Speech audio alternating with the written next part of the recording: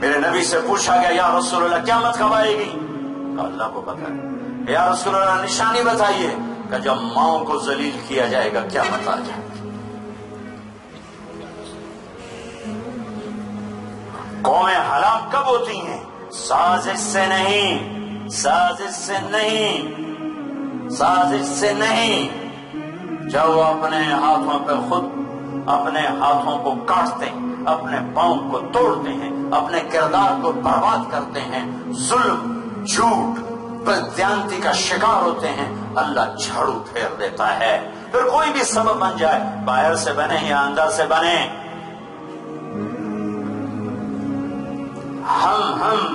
ہمارے ذریعے سے جانتے ہوئے ایک ماں کی فریاد زیر و زبر کر دیتی ہے کائنات کو۔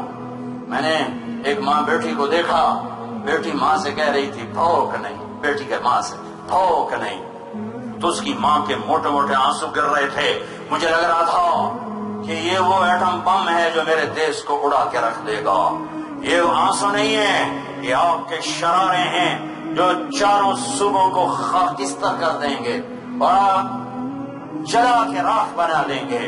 کہ ماں کا بے بسی کا آنسو عرش ہلا دیتا ہے، باپ کی بے بسی کی فریاد عرش کو ہلا دیتی ہے۔ بوڑھے ہو گئے باپ اور ان سے کہتا ہے تو میرے واسطے کیتا کی؟ میرے نبی نے کہا کاش میری ماں زندہ ہوتی، تم پھر دیکھتے میں کیا کرتا۔ میں عشاء کی نماز کے مصلی پر کھڑا سورۃ فاتحہ پڑھ رہا ہوتا اور ادھر سے میں آواز آتی میرے گھر سے محمد، تو میں ماں کے لیے نماز توڑ دیتا۔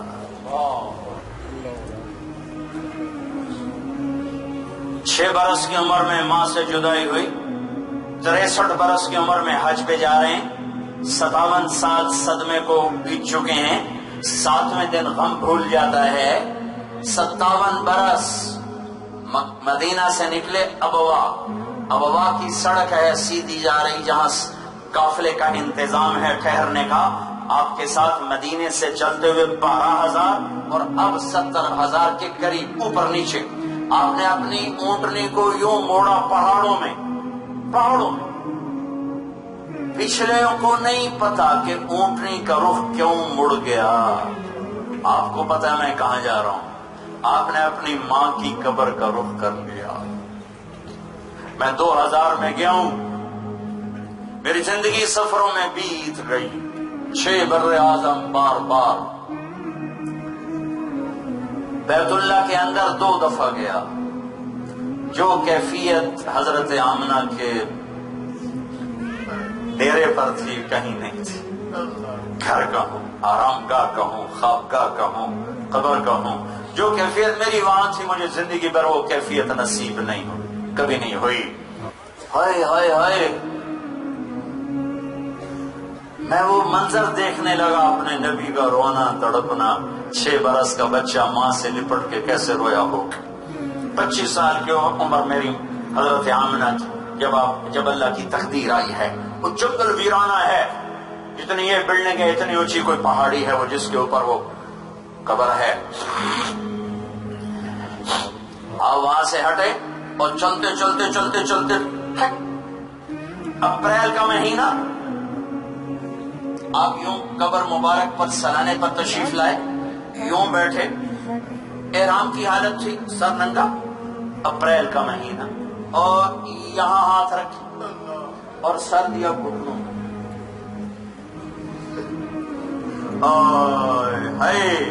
پھر جو میرے نبی روئے ہیں کہ مینا کے پہاڑ بھی پگھل گئے، اتنا روئے کہ آنسو اور پسینہ ایک ہو گیا اور داڑھی آنسو سے تر ہو گئی، ہچکیاں لے کر بلک بلک کے آپ رو رہے تھے۔ 6 سال کا محمد رو رہا ہے، ماں سامنے، میں قربان ہوں، اللہ بچائے امتحان سے۔ وہ جس کے لیے سب کچھ بنایا، میں اس میں بڑا رویا کہ یا اللہ یہاں تو نے موت دی، تو مکے میں موت دیتا تو دادا دادی گلے لگا لیتے، تو مدینے میں موت دیتا۔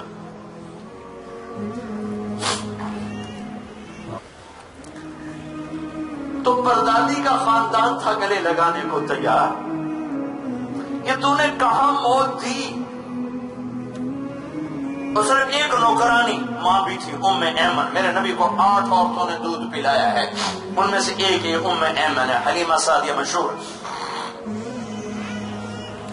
ہائے ہائے ہائے ہائے ہائے، میں تو 2000 میں کھڑا وہاں تڑپ رہا تھا. 1400 سال پہلے وہاں کیا حال ہوگا. میرا وہاں سے ہٹنے کو جی نہیں چاہ رہا تھا. بار بار وہ تصور گھومتا، میرا نبی مجھے تڑپتا نظر آتا، بلکتا نظر آتا. اما اما اما اما. تو آگے جواب کہاں سے آئے؟ مویا دیگر جیندے کی جانن سو جانے جو مردہ ہو. اور پھر آپ نے فرمایا آج رات میں یہیں ٹھہروں گا، اپنی ماں کے پاس ٹھہروں گا. اب وہاں نہیں گئے، وہیں کیا، میں وہاں گیا ہوں، وہاں 7 آدمی نہیں ڈھنگ سے بیٹھ سکتے.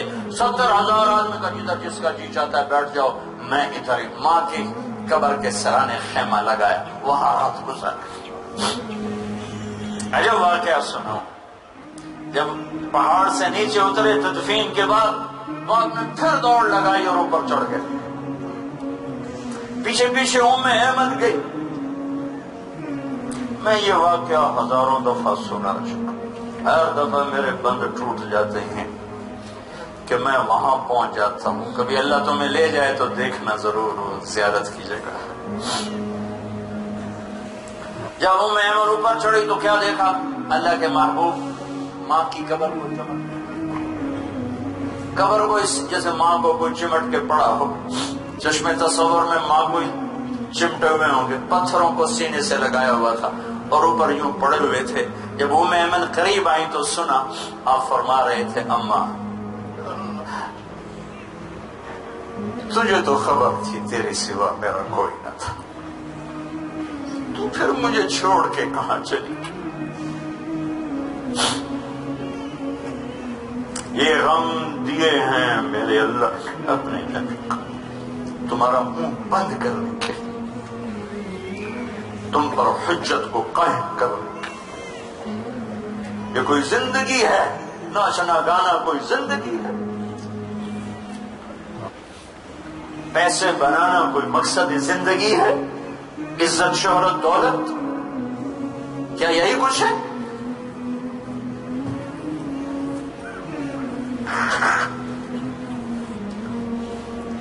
اماں نے اٹھایا، ام ایمن نے اٹھایا،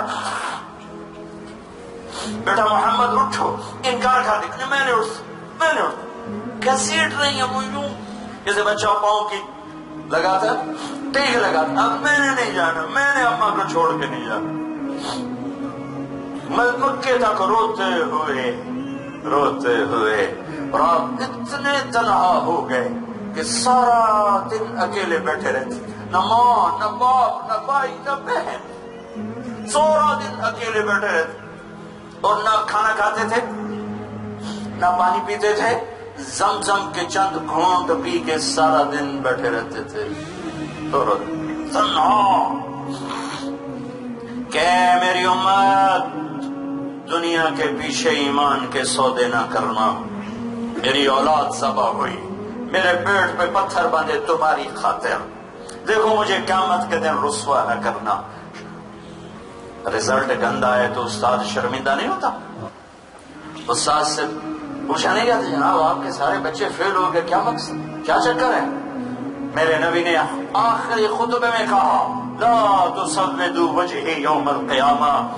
او میری امت، قیامت کے دن مجھے اللہ کے سامنے شرمندہ نہ کرنا.